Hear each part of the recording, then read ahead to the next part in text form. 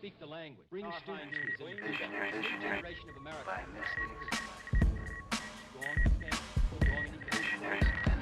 Our senses and our minds will respond to moderate stimulation.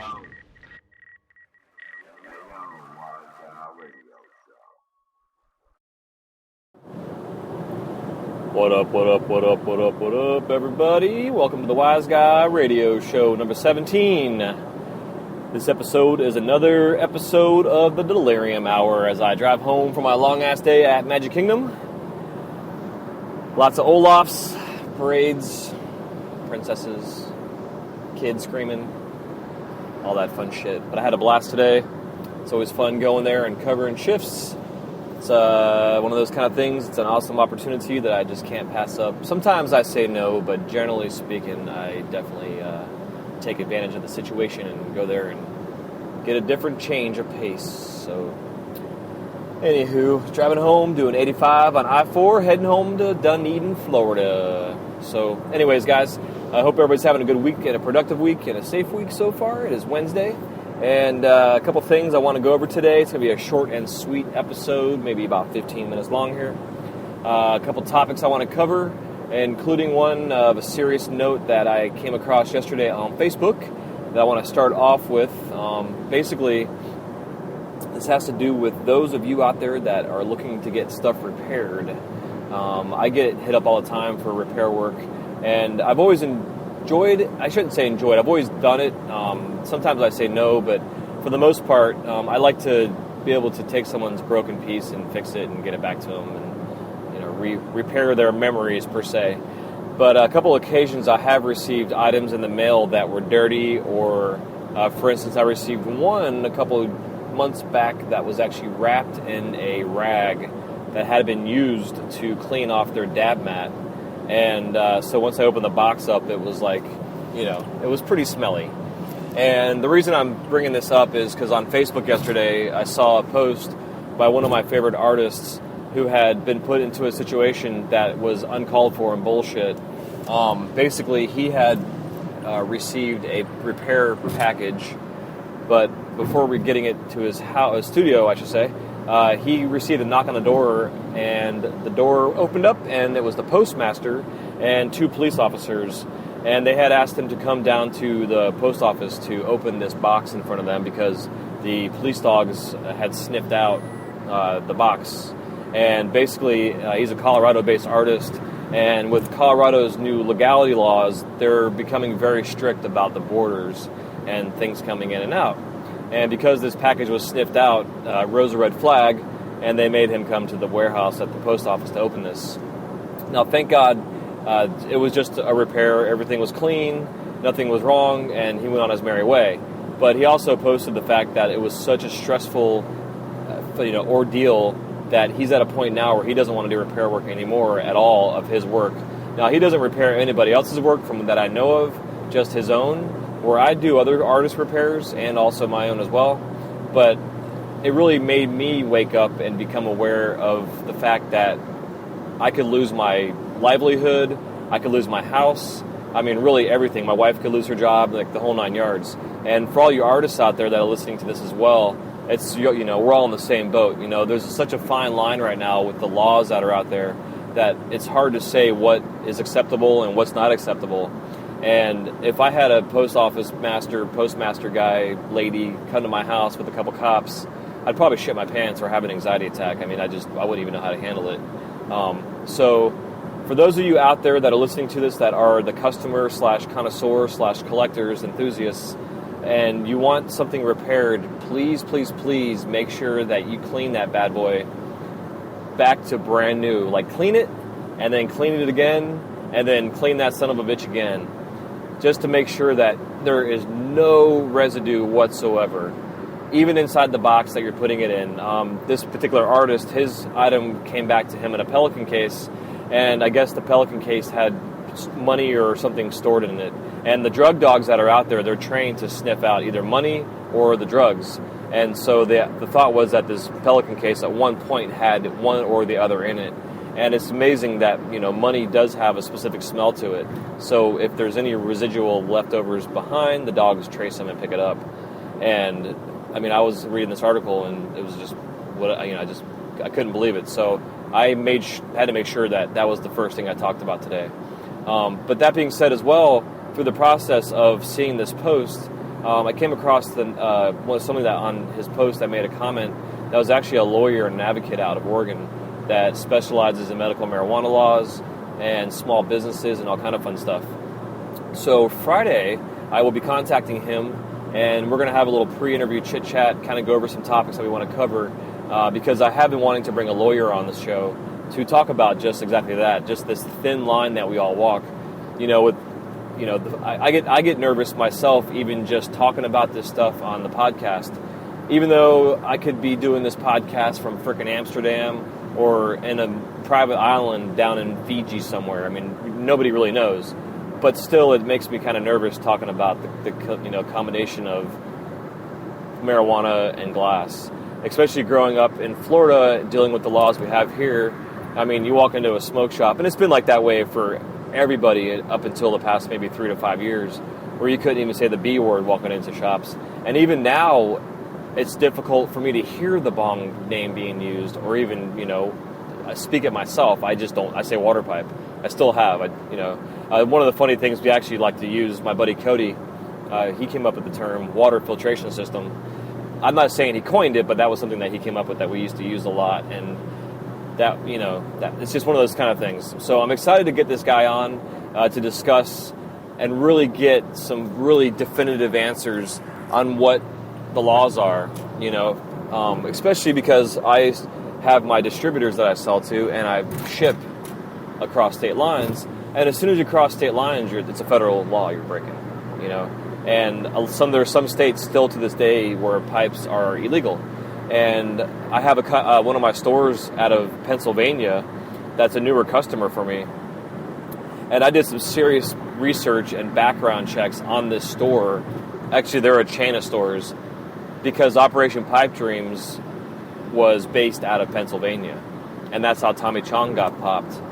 Even though he wasn't shipping, his son was shipping. But because their product was shipped into Pennsylvania, once it crossed Pennsylvania state lines, it became a federal offense. And because it's illegal, Tommy Chong then, spent time in jail. And so, therefore, again, make sure you guys, if you want something repaired, make that motherfucker clean, clean, clean, clean, clean. No smells, no residue, nothing. Just make it clean.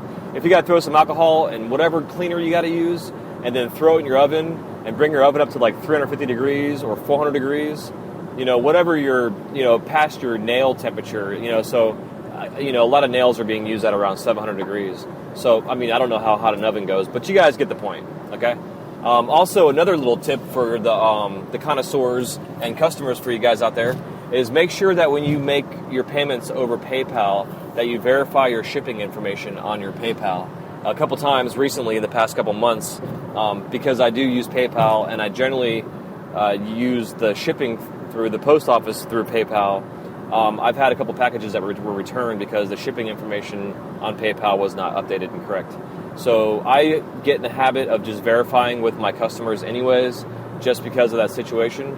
But if you guys could help us out as well, it would be awesome. Just to make sure you go on your PayPal, make sure your stuff's up to date, and we're all good to go. So that being said, for the connoisseurs and collectors out there, thank you guys for supporting whoever it is that you support, whether it's your smoke shops or your artists or whatever. We love you guys, and we wouldn't be here without you supporting us. So help us out as well, because we like to help you guys out as much as we can too. So there you go on that.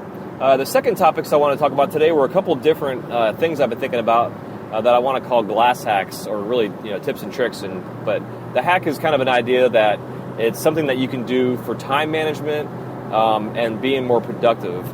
And so just the one thing that I thought about that was the most important in terms of when you set up your studio is to make sure that your kiln is within a place that you're not walking to.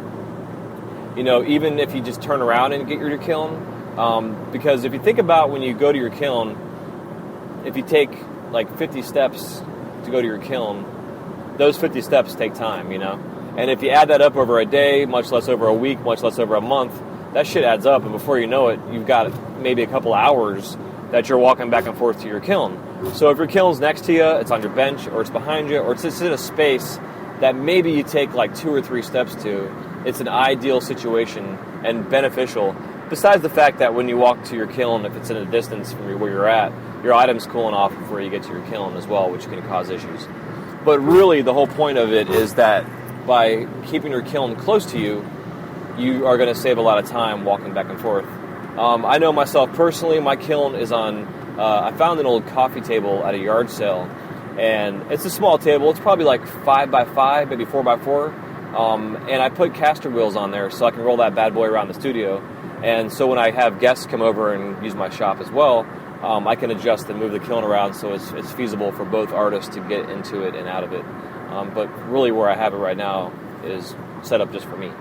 But that being said, I went to Home Depot, got a couple pair, or really 4 wheels. I think I spent about $20 overall on all the hardware. Screwed them bad boys to the bottom of my legs of the table, and voila, I got a really movable, adjustable kiln, and makes it way, way more convenient for me.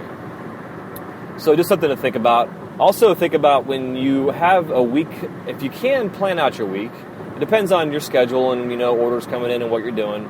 But if you deal with a distributor and they give you an order, or if you have orders that are pending, or even if you don't and you want to just produce, I recommend take say Sunday and sit down and plan out your week. Plan out like Monday to Friday and really figure out what days you're doing what, how you're going to do it, when you're going to do it, and then spend say Monday and crank out all that prep for the entire week. So that way, Tuesday, Wednesday, Thursday, Friday, you can get all that shit done, and then take Saturday completely off. And I know as an entrepreneur or being self-employed, we work 7 days a week.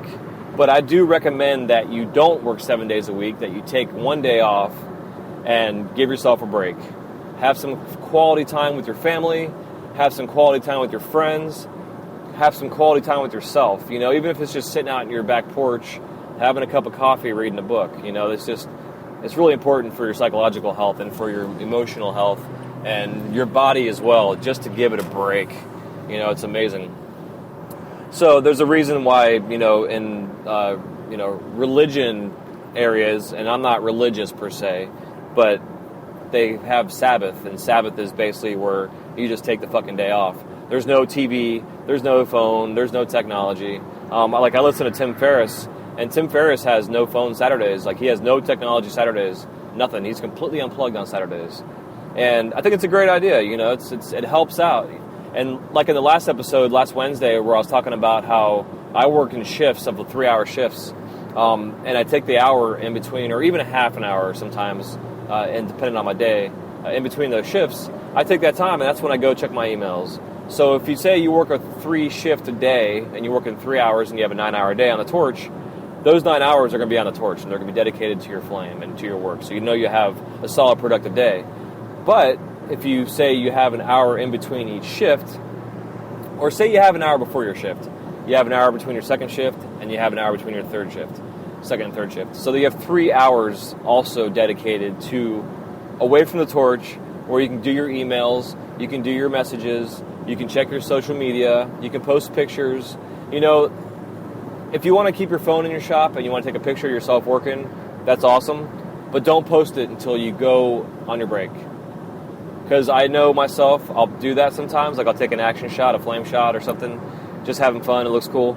And my Instagram starts blowing up, and, it's fun to see it happening. But you also get distracted because you're kind of curious who's liking what, or someone makes a comment and you want to comment back to them, So I recommend just take the picture and then put your phone down. Don't take a picture with your Instagram. Take it with the camera on your phone or with your iPad or whatever it is you have out in the shop. Just kind of simple things there. So I don't know. There's all kind of stuff I could talk about tonight, but I don't want to get into too much and be all over the place because I don't have any kind of structured show for today. My whole goal was just to kind of give you guys an update on what's going on with some upcoming stuff and talk about the whole idea of making sure that if you want to have stuff repaired, that your glass is clean as a whistle. Cleaner than it was when you received it, basically, So, as I mentioned in last week's episode, I am going to be starting the book club of the month starting in August. And I thought it was kind of a cool idea because since you guys are listening to the show, you obviously listen to digital media, which means that if you had a chance to listen to an audiobook, you probably would, if not already do. And there's so many amazing books out there that are on audio that are also well recorded, and a lot of times they're recorded by the author themselves. So you really get a personal touch on the knowledge and the content that's in the book. And so the first book I'm going to be doing in August, the book of the month for August, is a book called The E-Myth, written by Michael Gerber. And the E-Myth basically covers the whole idea of the myth of being an entrepreneur. Because as an artist, we all have this idea in our heads when we first get started that, oh, I'm going to be an artist and I know I can make this, this, and this, and this, and I could probably sell it for this, this, and this, and, blah, blah, blah, blah, blah. But when all reality comes down to it, you make this badass, you spend 3 days on this amazing piece that you could probably sell for $500 to $1,000 to $2,000, but then it sits in your studio for 6 months because nobody can afford to buy it, or you just don't have a market for it. Or maybe you're brand new and your name's not out there and you haven't built a reputation for yourself or a following yet. So the whole idea with this book is really to take the idea of being an entrepreneur and being a fucking entrepreneur, being a business person, knowing that you have got to have product that covers everybody's pocket. Whether someone can afford a $20 handpipe or they can afford a $20,000 rig, you got to have something for everybody. Now, the $20,000 rigs, that's, few and far between. But still, it's nice to be able to have some items that are in like the $25 to $50 range at a retail. And it's also awesome to have stuff that's in the $50 to $100 and the $100 to $200 and then like the $200 to $500 range. And then you have your special, every once in a while, pieces where you really get a creative, like whatever, spark, I guess I want to say. And you spend a day or two on something that's amazing. And you're so proud of it. And it's not going to be a big deal if it sells or not because you know that you have items that you're making that are selling and it's something consistent. It's your bread and butter pieces that basically are out there that you're doing. Everybody out there that is an artist, that is whether they're a baller or not, they have production. It's maybe a higher line production and they're selling it for more, but it's still production. Like when I took this class with Joe Peters and Peter Muller a few months back, Joe Peters spent a half an hour making one of his honeycomb drip pendants that he sells for like $100. But he'll make like, maybe 20 of those bad boys over a couple of weeks, or maybe in a week. Or maybe like Coyle does his banana pendants, and he'll make like 50 of them in a week. I mean, I don't know what these guys' schedules are, or what they do specifically with their production, but I do know that everybody does production. You just got to do it. Whether you're making a specific spoon, whether you're making Sherlocks, whatever. Like with my Wise Guys, I've got a production line. I've got a really simple production line that I do. I've got a 14 mil. I've got a 10 mil. I've got a little mini tube. I got a bat that I'm doing now. I've got a carb cap dabber. I've got some domes that I'm doing. I just got a broad, wide line that I know that I can sell to just about anybody, whether it's retail or wholesale. And it's very important that you guys get your mindset in that. And this book, The E-Myth, covers that whole idea and sets a plan out to really open up your eyes to the potential that you have as an entrepreneur, especially as an artist. There's a lot of people out there that are bakers and candlestick makers, and they want to sell their cookies and cakes and stuff for a shitload of money. And they can't always do that because they know they can't. Or like imagine if you get sick and you can't work, and all you're doing is making badass heady pieces. And then all of a sudden one day you're sick, and you're sick for like a week, and you can't produce any headies. And then your market dries up. There's just like all kind of things to think about. So I just want to put that out there. So not sure where you guys get your audiobooks from. I recommend going to Audible. They're not a sponsor of the show. I'm hoping to get them on as a sponsor. But I know that if you are not on Audible yet, you can go on there and you can download an audiobook for free. Your first month, I believe, is free, or your first book is free. And then it's like, I think it's like $13 a month or $12 a month, and you gain credits as the month goes on for more downloads of books. iTunes has their iBook thing. There's different ways of getting audiobooks. Just depends on what kind of phone you have or whatever your listening devices that you're using, laptop, what have you. So if you guys want to Google it, check out The E-Myth. And there's also The E-Myth Revisited, which will be the 5th book that we're going to be doing. But I have 5 books picked out between August and December. So as we wrap up December, we will now have 5 books under our belt. And, you know, every wealthy multimillionaire entrepreneur has a library of books, whether they're reading it physically or listening to it on audio. So there you go with that, guys. Let's see, what else? I got some fun interviews coming up this weekend that I'm excited about for next week's shows. And other than that, I am exhausted, and I'm going to get off this thing now. So thank you guys so much for tuning in. I am super, super, super appreciative of every single one of you who is listening to the show and downloading it. Make sure that you guys subscribe to the podcast, because when you subscribe, the shows are automatically downloaded onto your listening device, and then there's no need to worry about having to go search for it. It just automatically downloads. So hope you all have a wonderful night.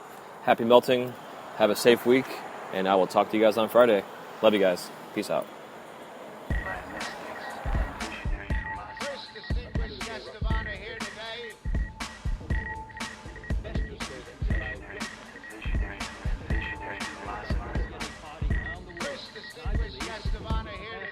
Speak the language. Bring students to the next generation of America.